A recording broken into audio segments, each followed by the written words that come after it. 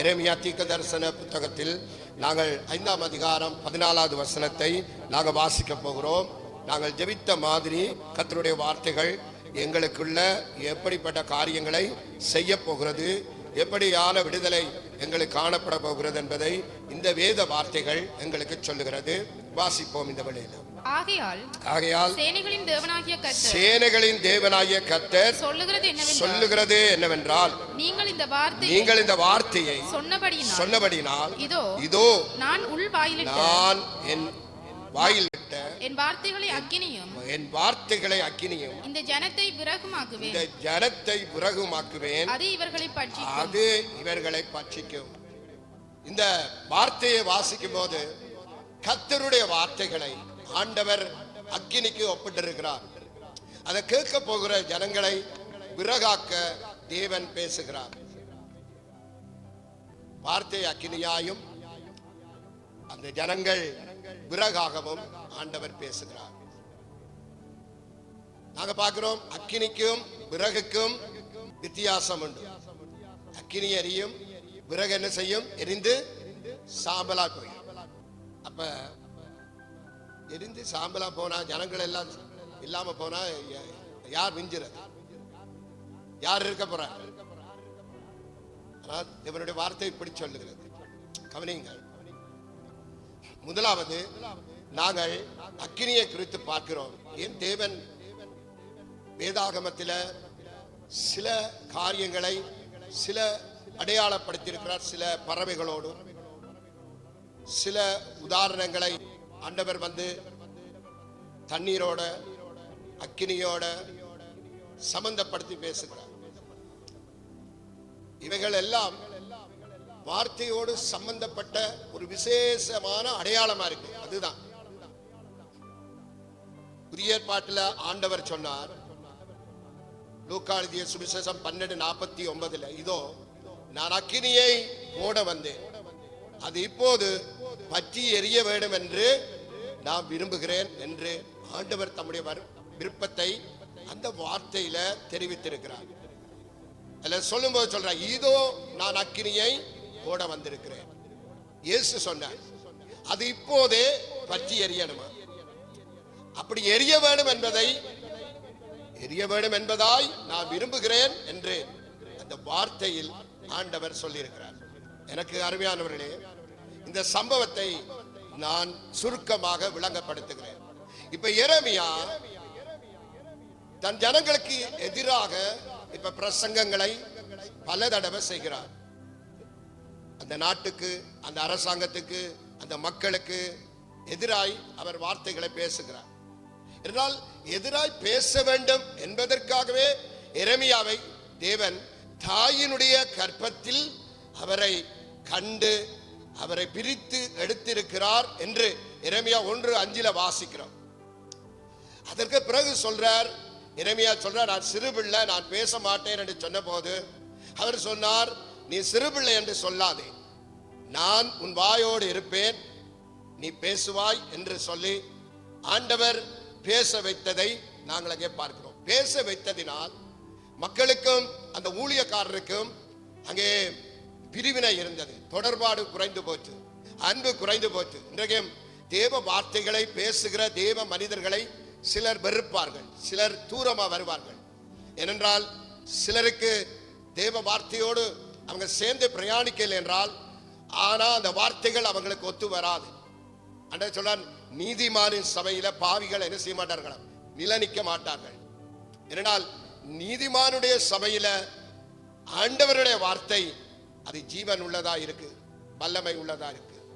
ஆகையால் அதை கேட்கிறவர்கள் என்ன செய்வார்கள்? தாராளமாய் கேட்டு அறிந்து கொள்வார்கள். ஏனென்றால் நீதிமானுக்கு தேவை தேவனுடைய வார்த்தைகள். நீதிமான் அவன் செழிக்க வேண்டும் என்று வேதம் சொல்கிறது. அவன் பனையை போல என்ன செய்வானாம்? செழிப்பான் என்று சொல்லப்பட்டிருக்கிறது. ஆகையால் நீதிமானுக்கு தேவ வார்த்தை தேவை, ஆனா பாவிக்கு என்ன தேவையில்லை? தேவ வார்த்தை தேவையில்லை. இங்க என்ன முரண்பாடு என்றால், அவர் சொன்னார், எரேமியா, நீங்கள் மனம் திரும்பாம விட்டால் 70 வருஷம் பாபிலோன் என்ற அந்த தேசத்துக்கு, அந்த அரசனிடத்தில் நான் ஒப்புக் கொடுப்பேன். ஆனா அவன் உங்களை அன்போடு நடத்த மாட்டான். அவன் உங்களை இரக்கம் செய்ய மாட்டான், உங்களுக்கு எந்த விதமான சலுகையும் செய்ய மாட்டான்.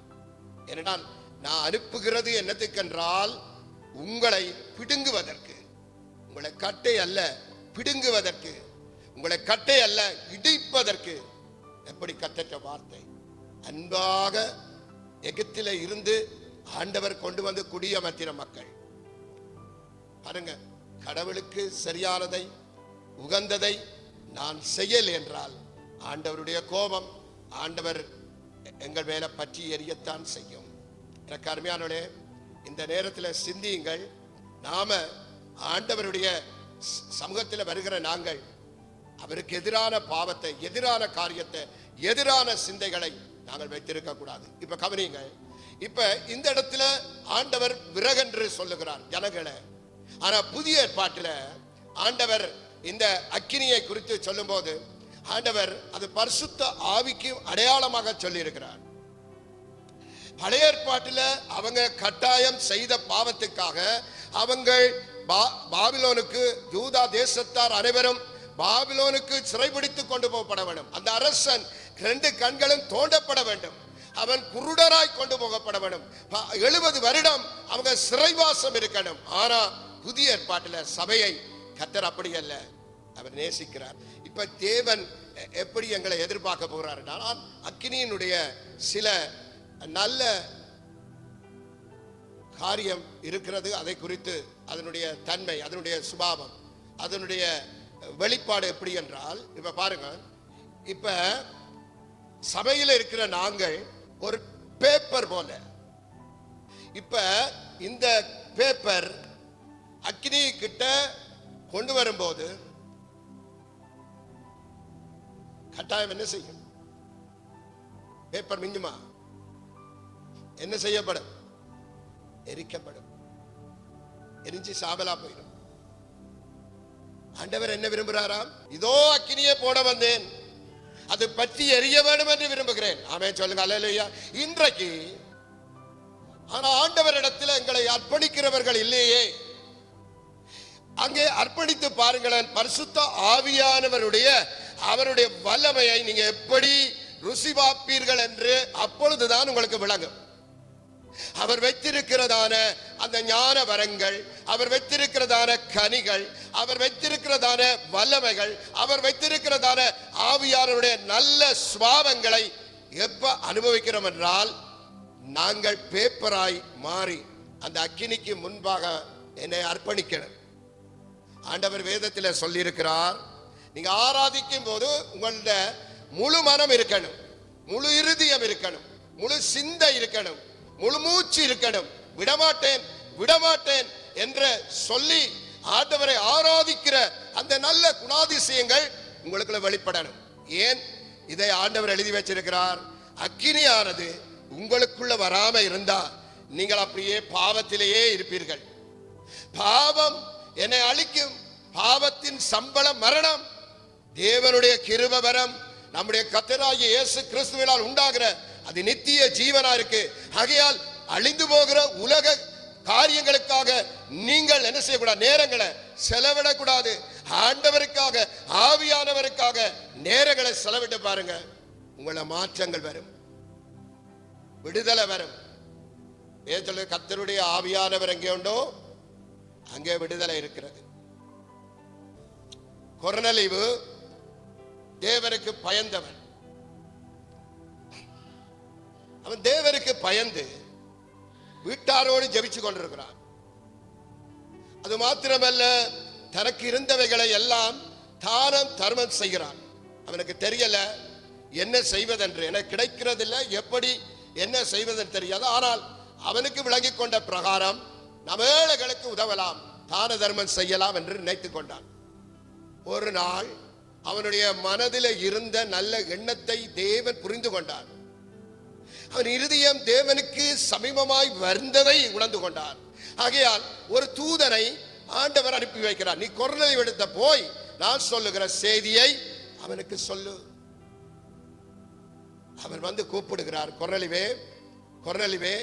அவர் 9ஆம் மணி நேரம் ஜெபிக்கிற நேரத்தில் கூப்பிடுகிறார்.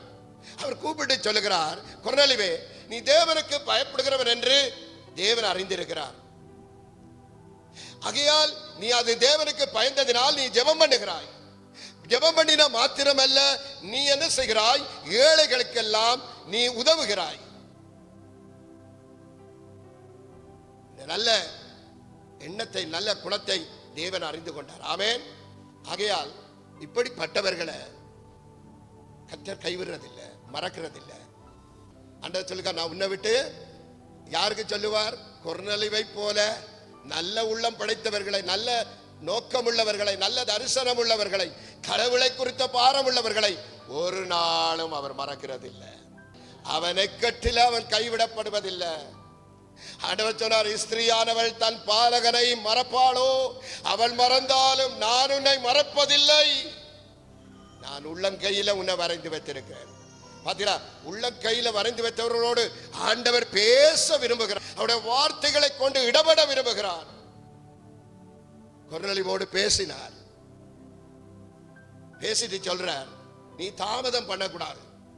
உன்னிடத்தில் இருக்கிற குணத்துக்கு இன்னும் பெரிய காரியங்கள் நடக்கணும், பெரிய எழுப்புதல் வரணும், பெரிய வல்லமையான காரியங்களை நீ செய்யணும். ஆகையால் ஒன்று செய், உன்னுடைய இனத்தார் எல்லாரையும், நண்பர்கள் எல்லாரையும் வரவழைத்து பேதுருவை நீ வரவழைக்கணும். பேதுரு யோப்பாவில் இருக்கிறார், அந்த பட்டணத்தில் இருக்கிறார். நீ ஆட்களை அனுப்பி அவரை கொண்டு வா. இவர்களும் போகிறார்கள். பேதுரு அங்கே ஜெபம் பண்ணி கொண்டிருக்கிறார். பேதுருவுக்கும் தரிசனம் வருது. தன்னை 3 பேர் தேடுகிறார்கள். ஆகையால் இவர்களும் சரியாக நடத்தப்பட்டு பேதுரு இந்த வீட்டுக்கே போகிறார்கள். இதை சிந்தித்துக் கொண்டிருக்கும் போது ஆண்டவர் அவனுக்கு ஒரு தரிசனத்தை கொடுக்கிறார். 4 மூலையில கட்டப்பட்ட ஒரு பெரிய துப்பட்டி போல அந்த அதுக்குள்ள சகல மிருகங்கள் எல்லாம் வைக்கப்பட்டு இறக்கப்படுகிறது. அந்த காட்சி எல்லாம் பார்த்து குழம்பிக் கொண்டிருக்கிற நேரத்தில் சரியாய் கொர்நேலியுடைய வீட்டில் இருந்து போன வேலைக்காரர்கள் கதவை தட்டுகிறார்கள். கொர்நேலியுவால சொல்லப்பட்ட செய்தியை கேட்டார்கள். ஆனா பேதுரு ஒன்றை குறித்து யோசிக்காம எழுந்து போக ஆவியானவர் பேச ஆரம்பித்தார். நீ ஒன்றை குறித்து சந்தேகப்படாத, நீ எழுந்து போ. அவன் போய், வேதம் சொல்லுகிறது, நாங்க அப்போஸ்தலர் நடவடிக்கை 10:44 வாசிப்போம். என்ன நடந்திருக்குன்னு பார்ப்போம். இந்த வார்த்தைகளை பேதுரு பேசிக் கொண்டிருக்கையில், ஆமென் சொல்லுங்க, அல்லேலூயா. பேதுரு ஜெபம் பண்றார், ஆண்டவரே இது என்ன தரிசனம், இது என்ன காரியம் என்று கேட்ட வேளையில அவருக்கு விளங்க பண்ணினார் ஆண்டவர். அவர் சந்தேகப்பட்டு கொண்டிருந்தார். இந்த கடவுள் எனக்கு காட்டின இந்த தரிசனத்துக்குள்ள இருக்கிற இந்த மிருகங்களை நான் புசிக்கிறது இல்லையா என்று கேட்ட வேளையில அவருக்கு வெளிப்பாடு வந்தது. என்னன்னு சொல்லுங்க, தேவன் பரிசுத்தமாக்கிறதை நீ அசுத்தம் என்று எண்ணாத, நீ எல்லாவற்றையும் அடித்து புசி என்று. பேதுருக்கு விளங்கி கொண்டது, இது கட்டாயம். கர்த்தர் என்னை வித்தியாசமாக நடத்த போகிறார், வித்தியாசமா நடத்த போகிறார். இந்த காலையில கர்த்தர் உங்களை ஒரு வித்தியாசமா நடத்த போகிறார். ஆமென் சொல்லுங்க, அல்லேலூயா. இப்ப பாருங்க, பரிசுத்த ஆவியானவர் கிரியை செய்வதற்கு மக்கள் தேவையா இருக்கு. மக்களுடைய இருதயம் கடவுளுக்கு தேவையா இருக்கு, கர்த்தருக்கு தேவையா இருக்கு. அதனால் பேதுரு போய் பிரசங்கம் பண்ண ஆரம்பித்தார். வேதம் சொல்கிறது, கர்த்தர் என்ன வார்த்தைகளை பேச சொன்னாரோ அதை பேசுகிறார். அந்த சுவிசேஷ செய்தியை இயேசு நமது பாவங்களுக்காக, நமது அக்கிரமங்களுக்காக இந்த உலகத்தில் எங்கள் எல்லாருக்காகவும் அடிக்கப்பட்டிருக்கிறார். அவருடைய சரீரத்தில் இருந்த கடைசி சொட்டு ரத்தத்தை வைக்காம எல்லா மக்களுக்கு சிந்தி கொடுத்தார் என்று அவருடைய பாடுகளையும் அவருடைய உயிர்த்தெழுதலையும் குறித்து அவர் பேசிக் கொண்டிருந்த போது 44ஆம் வசனம் சொல்லுகிறது, வாசிங்கள். இந்த வார்த்தைகளை பேசிக் கொண்டிருந்த போது வசனத்தை சரியா கேட்டவர்கள் தங்களுக்குள்ள இருக்கிற பாவங்களை இருக்கணுமா இல்லையா என்று அவர்கள் தீர்மானிக்கிறார்கள். ஏன் எங்களுக்கு ஜெபம் இல்லை, ஏன் அதிகாலை ஜெபம் இல்லை, மாலை ஜெபம் இல்லை, நாங்க இருந்து ஜெபிக்கிறோம் இல்லை, ஏன் ஆராதிக்கிறோம் இல்லை, பாடி கர்த்தரை துதிக்கிறோம் இல்லை, கர்த்தருக்காக நற்செய்தி சொல்வதில்லை, ஆண்டவர் சொன்ன காரியத்தை எல்லாம் விட்டு இருக்கிறோம் என்றால் நாங்க வசனத்தை கேட்பதில்லை. பாருங்க, புறஜாதிகள் ஒரு நாள் கர்த்தரை அறியல, வந்து என்ன செய்யறாங்க? இந்த வார்த்தைகளை கேட்டுக்கொண்டிருந்த போது பேதுரு என்ன சொன்னார்? உங்களுடைய பாவங்களுக்காக, உங்களுடைய அக்கிரமங்களுக்காக, உங்களுடைய மீறுதலுக்காக இயேசுவானவர் அடிக்கப்பட்டிருக்கிறார், நொறுக்கப்பட்டிருக்கிறார், இரத்தம் சிந்தி இருக்கிறார், உங்களுக்காக மரணத்தை அடைந்திருக்கிறார். ஏன்? உங்களுடைய பாவம், உங்களுடைய பாவம். அவர்கள் தங்களை நியாயப்படுத்தி அவர்கள் பிழையானதை செய்ய யோசிக்காமல் வேதத்தை சரியாய் ஆராய்ந்தார்கள், சிந்தித்தார்கள். நமது பாவங்களுக்காகவா? அப்படி என்ற பாவம் எங்களுக்குள்ள இருக்கக்கூடாது, அக்கிரமம் எங்களுக்குள்ள இருக்கக்கூடாது, குற்றங்கள் எங்களுக்குள்ள இருக்கக்கூடாது, குற்ற உணர்வுகள் எங்களுக்குள்ள இருக்கக்கூடாது, பழிவாங்குதல் இருக்கக்கூடாது. சிந்திக்க ஆரம்பிக்கிறார்கள், சிந்திக்க ஆரம்பிக்கிறார்கள். அவர்கள் ஒரு தீர்மானம் எடுக்கிறார்கள். எனக்குள்ள விபச்சார பாவம் இருக்கணுமா, இருக்கக்கூடாதா? வேசித்தன பாவம் இருக்கணுமா, இருக்கக்கூடாதா? பொய் களவுகள் இருக்கணுமா, இருக்கக்கூடாதா? குறை கூறுதல் இருக்கணுமா, இருக்கக்கூடாதா? விரோதங்கள் இருக்கணுமா, குரோதங்கள் இருக்கணுமா, இருக்கக்கூடாதா என்று சிந்திக்க ஆரம்பித்தார்கள். அவர்கள் மெதுமெதுவாக உள்ளத்திலே இருந்து எடுத்து எறிய விரும்பினார்கள். மனிதன் என்றால் பலவிதமான சுபாவங்கள் இருக்கத்தான் செய்யும். கோபங்கள் இருக்கும், வாக்குவாதங்கள் இருக்கும், குறை கூறுதல் இருக்கும், விட்டு கொடுக்காத இருக்கும், நாம் பெரிதா நீ பெரிதா என்று போட்டி போடுகிற அந்த எண்ணம் இருக்கும், பெருமை இருக்கும். ஆனாலும் அவர்கள் மெதுவாக மெல்லமாக தங்களோட மனதுக்குள்ள இருந்ததை வெளியே கொண்டரணும் என்று நினைக்கிறார்கள். உடனே அதுதான் நான் சொன்னேன், பேப்பர் பாருங்க, பேப்பர். அந்த மக்கள் அன்றைக்கு பேப்பராய் காணப்பட்டார்கள். இந்த வசனம் சொல்லுது, பேதுரு அந்த வார்த்தைகளை பேசிக் கொண்டிருக்கையில் வாசிங்க.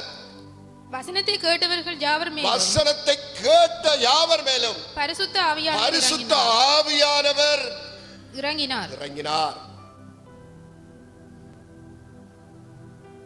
பாருங்க, சரியா வசனத்தை கேட்டா நீங்க என்ன இருக்கணும், என்ன இருக்க கூடாது என்று தீர்மானம் பண்ணினா ஆவியானவர் உங்களுக்குள்ள கிரியை செய்வார். ஆவியானவர் வந்துடுவார். ஆவியானவர் வராம உங்களோட வாழ்க்கையில கடவுளை குறித்ததான ஒரு நோக்கம் உருவாகாது, ஒரு சிந்தனை உருவாகாது, ஒரு திட்டம் உங்களிடத்தில் இருக்காது, கடவுளுடைய திட்டம். அடுத்த வசனம் சொல்லுது, அவர்கள் பல பாஷைகளை பேசுகிறதையும். அங்கே பாருங்கள், ஒன்றும் அறியாத மக்கள். அங்கே பாருங்கள், அவர்கள் செய்தது ஒரு சின்ன அர்ப்பணிப்பு. தங்களை தாழ்த்தினார்கள். இனிமேல் நாங்கள் யோசிக்கிற, சிந்திக்கிற, நாங்கள் எங்களை சுயமாய் அங்கே வாழுகிற வாழ்க்கையை விட்டு தேவனுடைய சித்தத்துக்கும் திட்டத்துக்கும் அர்ப்பணிப்போம் என்று சொன்ன வேளையில் அந்த வசனம் சொல்லுகிறது, அவர்கள் வேறு பாஷைகளை பேச ஆரம்பித்தார்கள். பாருங்க, கர்த்தர் சொல்லி இருக்கிறார், உனக்கு சாம்பலுக்கு பதிலாக சிங்காரம் தருவேன். சாம்பல் எப்ப இருக்கும்? நான் பழையவைகளை பேசிக் கொண்டிருப்பதினால், பழைய காரியங்களை நினைத்துக் கொண்டிருப்பதினால், அதை சிந்தித்துக் கொண்டிருப்பதினால்.